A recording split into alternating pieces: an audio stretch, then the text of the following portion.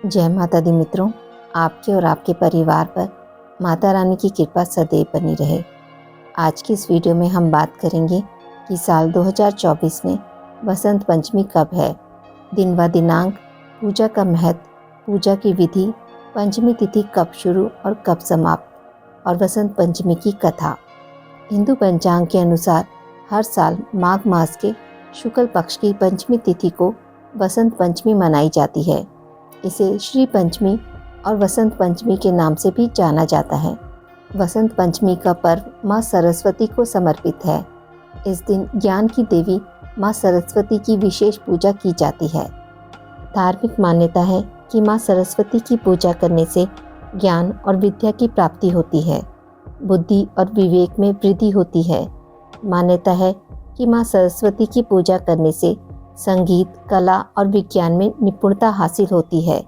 यही नहीं, सुस्ती, आलस्य और अज्ञानता भी दूर होती है।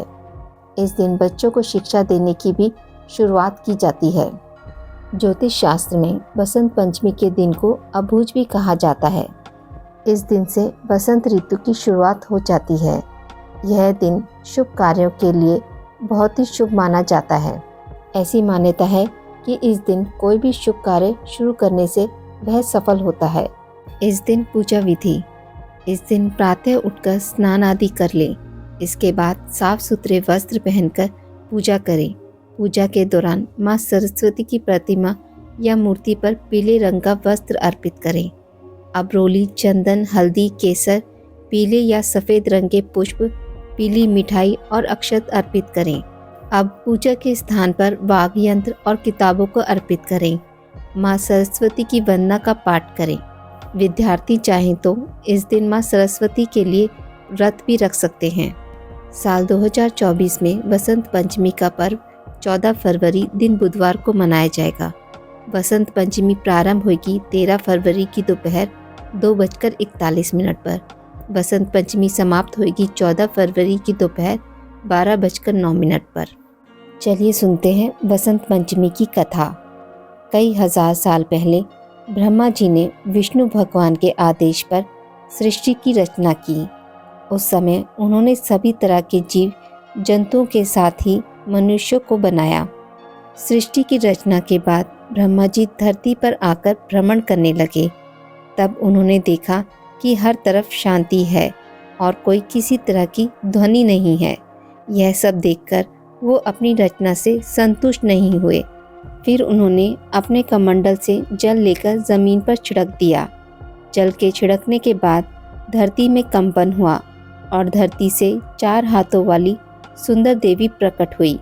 उस देवी के एक हाथ में वीणा, दूसरे हाथ में वरमुद्रा, तीसरे में पुस्तक और चौथे में माला थी। चतुर्भुजी देवी ने ब्रह्मा जी के कहने पर अपनी वीणा से मधुर नाद किया। तब संसार के सभी प्राणियों को वाणी प्राप्त हुई। उस दिन के बाद से हर तरफ वाणी गूंजने लगी। चिड़िया चहचहाने, भंवरे गुनगुनाने और नदियाँ कलकल करने लगी। उनकी वीणा की मधुरता को सुनने के बाद ब्रह्मा जी ने उन्हें वीणा की देवी सरस्वती पुकारा। तब से ही उस चतुर्भुजी देवी को सरस्वती के नाम से जाना जाने लगा। माँ सरस्वती देवी माघ मास के शुक्ल पक्ष की पंचमी के दिन प्रकट हुई, जिसे बसंत पंचमी कहा जाता है। तभी से बसंत पंचमी के दिन माता सरस्वती के जन्मोत्सव के तौर पर मनाया जाता है।